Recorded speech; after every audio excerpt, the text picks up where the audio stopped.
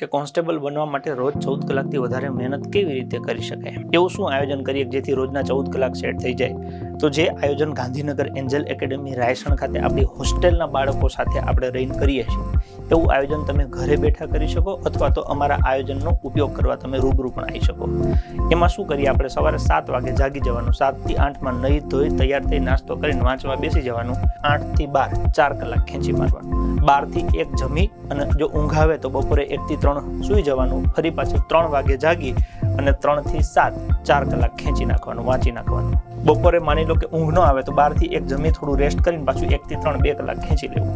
ફરી 7 થી 8 1 કલાક સાંજે ફ્રી ટાઈમ જમી થોડી હળવાશમાં કંઈ વાતો કરવી, મોબાઈલ મચડવું હોય તો મચડી ને 8 થી 12 પાછું બેસી જવાનું. જો તમે બપોરે 1 થી 3 સુઈ ગયા હો તો રાત્રે તમારે 12 થી 2 એક્સ્ટ્રા ખેંચી લેવું. અને જો બપોરે તમને ઊંઘ ન આવતી હોય, બપોરે વાંચી લીધું હોય તો રાત્રે તમે 12 વાગે સુઈ જાઓ.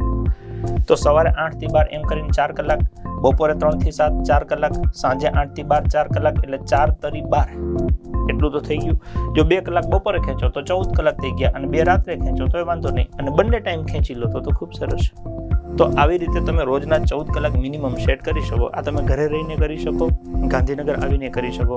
ઘરે તમારે જાતે કરવું પડે, ગાંધીનગર અમે અમારા પ્રેમથી અને તમારી ઈચ્છા શક્તિ જગાડીને કરાવડાવી શકીએ છીએ. અને થોડી અમારી બીક પણ હોય છે, થોડી ઝાઝી હોય છે.